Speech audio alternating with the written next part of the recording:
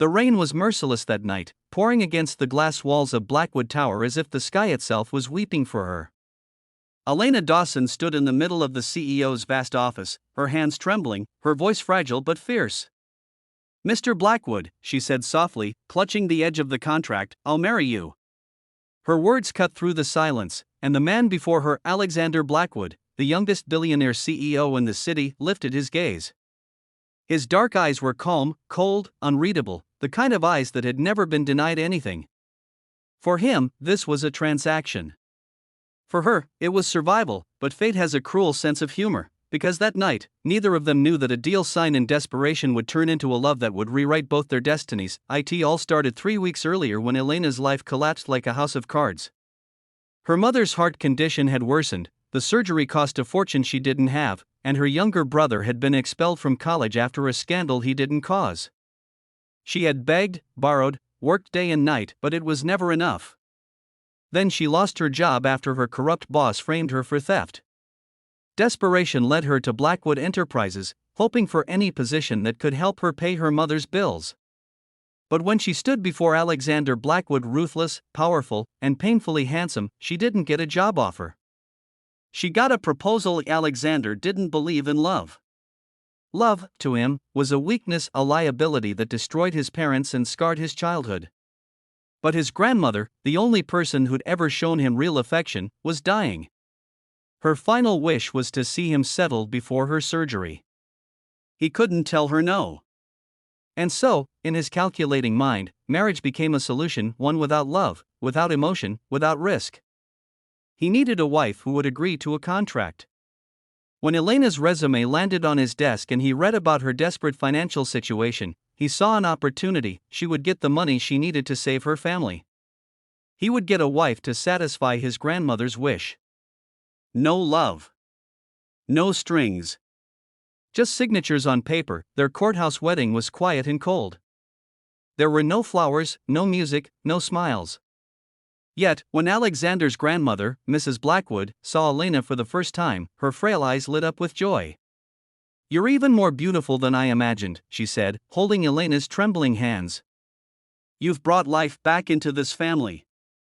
Elena's heart twisted. No one had spoken to her that kindly in months. That night, she realized she had married a man, but gained a family she didn't expect. The following weeks were suffocating.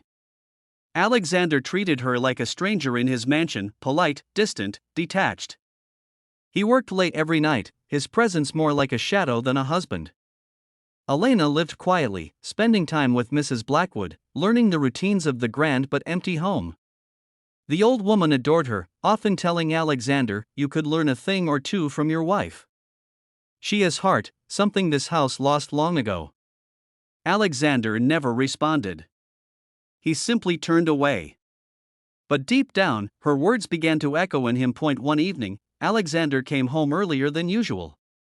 He heard music, soft, pure, heartbreakingly beautiful.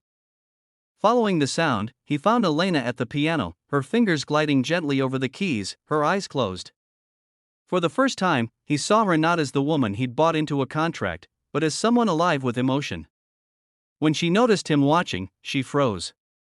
"I didn't mean to intrude," she whispered, flustered. He shook his head, voice unusually gentle. "You play beautifully."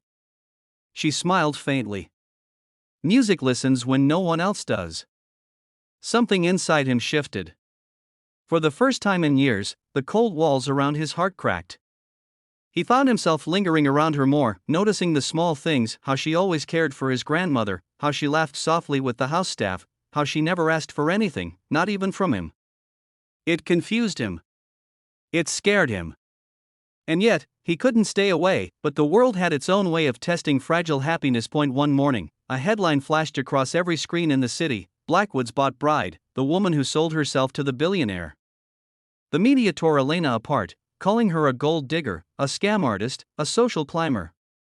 His company's board panicked, demanding Alexander annul the marriage to save his image. Reporters surrounded their home, hungry for humiliation. Through it all, Elena stayed silent, believing Alexander would protect her. But he didn't. He said nothing. He let the storm destroy her reputation, his silence cutting deeper than any insult. That night, she packed her bags. When he came home, she stood by the door, tears streaking her face but her voice steady. "You told me this was a contract," she said. "So I'm ending it." She took off her ring and placed it on the table. "Thank you for saving my family. But I can't stay where I'm not trusted." He didn't stop her. He just watched as she walked away into the rain. The next morning, his grandmother collapsed. When Alexander reached the hospital, she was pale and fragile, clutching a photo of him and Elena from her birthday. "You think power keeps you safe," she whispered weakly, "but it's love that keeps you alive. Don't lose her, Alex. Don't repeat your father's mistake." For the first time, Alexander's empire felt empty. The woman who had entered his life as a transaction had become the only person who made it feel real. Without her, even success meant nothing. 2 days later, he found her sitting at a bus stop in the pouring rain, her suitcase beside her, drenched and shivering. He stopped his car, got out, and walked toward her, rain soaking through his expensive suit. "Elena," he said, voice breaking. "You were right. I made this a deal because I was afraid. But I can't lose you. Not now, not ever." She looked up, eyes filled with both pain and disbelief. "Why should I believe you now?" He took a deep breath, his heart in his throat. "Because this time, I'm not offering a contract. I'm asking for a chance to love you, to deserve you." He knelt before her, the rain drenching them both, and for the first time, the ruthless billionaire let his heart speak. "Come home," he whispered. "Not as my wife by contract, but as my wife by choice." Her tears mixed with the rain as she looked into his eyes and saw sincerity, regret, and love, all the things he had once hidden. Slowly, she nodded.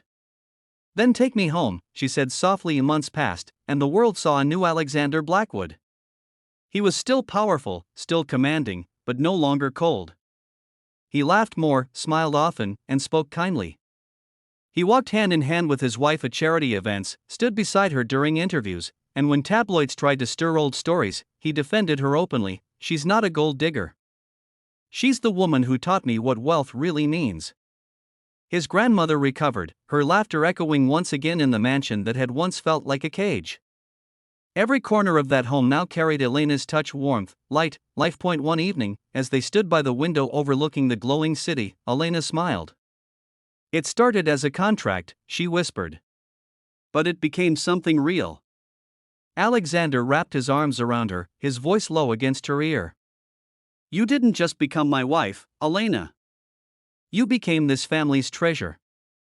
And for once, she believed that fairy tales didn't have to begin with love, they could begin with survival and still find their way to a forever that was real. The rain fell again that night, but this time, it didn't sound like sorrow. It sounded like home.